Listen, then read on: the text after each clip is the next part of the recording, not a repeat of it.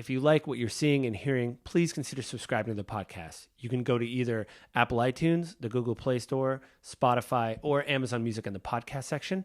It'll hit Monday morning or Sunday afternoon, depending on when it posts.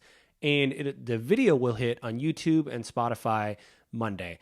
Spotify will hit Monday evening, and YouTube it'll hit Monday morning, 7 a.m., just like it does for the audio services. So please go to those places and consider subscribing or listening to the show. You can also write to me at gwgpodfellows@gmail.com if you want to write me a letter. Let me know what you think of the show, things like that. Or you can also find me on Twitter at JustLittleJoe. So go to those places and please consider liking and subscribing. Thanks. And with that, we'll get on to the episode. Hello, my name is Joseph Carlson, and this is episode 236 of Gaming with Grief. And this is all about the Alan Wake Remaster. I'm ready to do a spoiler cast. I got my notes, and yeah, that's it. So let's just start the very brief summary of Alan Wake. I was going to go chapter by chapter, but it just seems like this isn't the type of game that you go beat by beat by beat. Now, I said in my early review that I may have been burned, meaning, this may not be about grief, but I think I was kind of burned. I was singed. I think some of what I saw in the game was about, how did someone put it? In Chapter 4, there's 6 chapters in Alan Wake, the remaster, just the game. And in Chapter 4, it's called The Truth.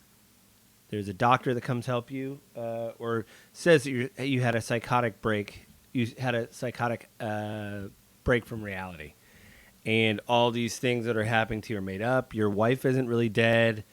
You're not really this writer that. Well, I mean, you're a writer, but that you killed your wife, and that you did all this to deal with the death of your wife, and that turns out to be not real. And there's kind of like this interlapping thing that happens where, is it you? Is it another writer that you heard about? Tom Wells, I think, Thomas Zane from the, the 70s or whatever. To be honest, after I played this game, I had to watch it, like what we know about Alan Wake so far, because the second one's out. I do want to play that. But, I don't know. I really had a big, this is more one of those Psychology Today episodes that I usually do. I didn't really read any articles in Psychology Today, but, I do a lot of mental health ones.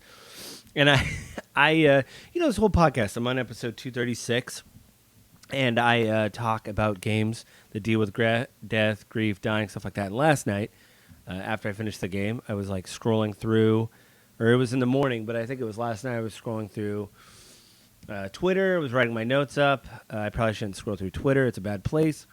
But in that, somebody said, oh, look, another article about how a game helped me identify with my dead parents. I'm paraphrasing.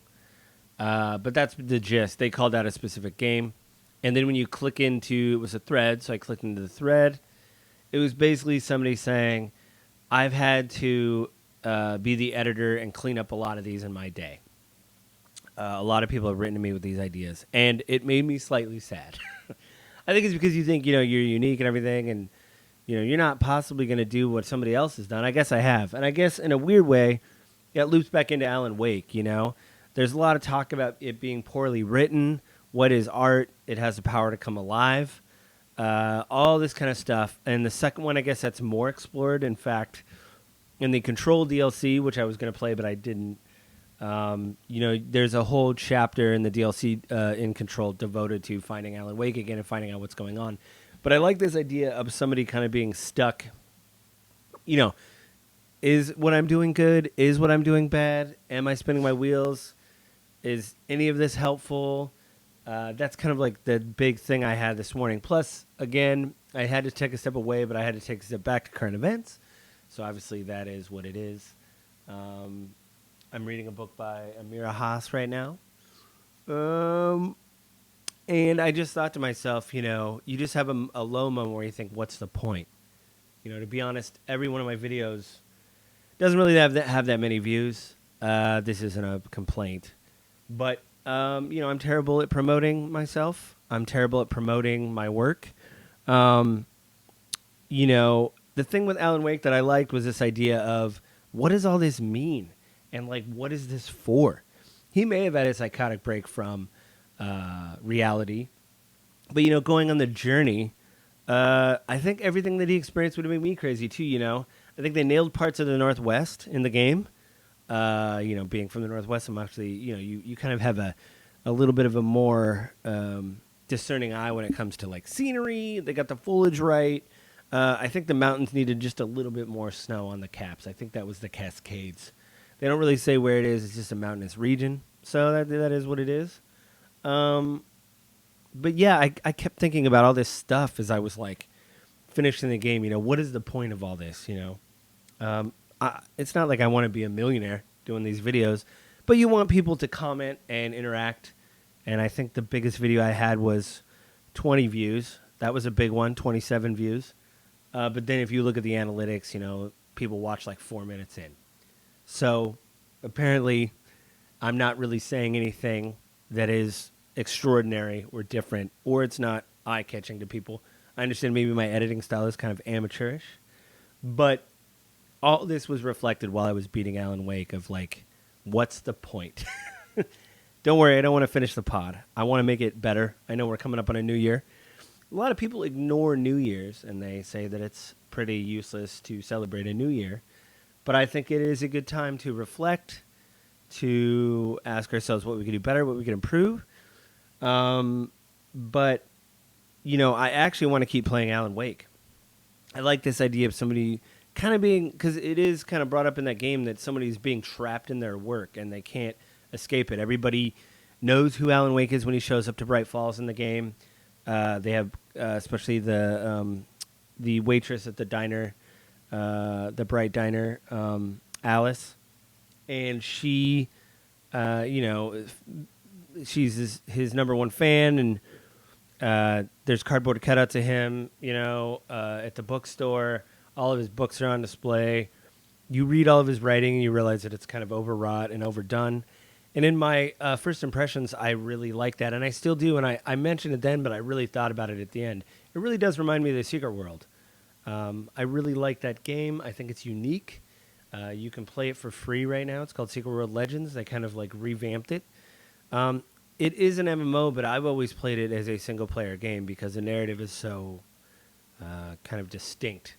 Just like Alan Wake, everything is off. I appreciate the tone, especially at the end. It's terrible that I didn't write down the actor's name that played Alan Wake, but I think he plays Alan Wake in the new one.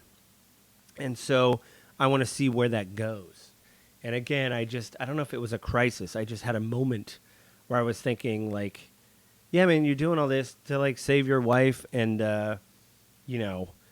push forward, your editor, Barry, who I love in the game. I don't know who that actor was, but he did an amazing job. He wants, he says, I'm your best friend, which is weird because you guys are in a relationship where you pay him.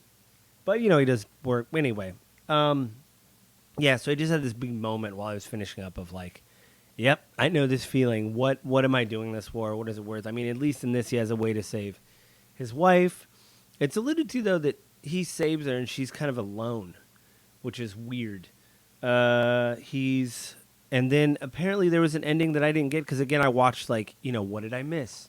Because this game's been out for a long time. And at the end, I was like, there's some stuff I took from it. But, like, the overall narrative. Apparently there's some things that I missed, some Easter eggs, which I guess my wife is actually in the other room playing the second one right now and has come in a couple times and say, like, are you playing it yet? She really wants me to play the second game. I want to play the second game, too. I want to see where it concludes. I do like that Sam Lake is in the game. He does a little cameo. He does the face because he was the face of Max Payne. He's like the head of the studio, Remedy. They bring him in again. I think they even brought in there was a lot of little Easter eggs, like the car from Evil Dead. What is that? A 76 Oldsmobile, that kind of like brown gold Oldsmobile. That was in the game. That was kind of neat. Sawed-off shotgun. I'm trying to think of like other stuff. There was like all these nods to horror movies I really liked. It seems like they got the license plates right, which is something very weird, but kind of good. Yeah, I might actually go back and platinum the game because I'm like 4 or 5 4 or 5 trophies away from platining it. I got it on PS Plus for free. That was kind of nice.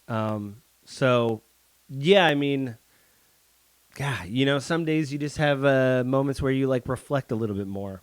And I don't know if Alan Wake was explicitly about death, but I think it's that too, where you're like, wow, how can I do better? Should I do, is this worth it? And I like doing this every week, and I'll just try to get better. And so, play Alan Wake 2. You probably won't have a crisis like I did. You'll probably be just fine. But it is very good. I think Remedy is one of those people, one of the studios that people always talk about how great they are, especially after playing Control and Alan Wake. Even though this is an early game, I liked Max Payne back in the day.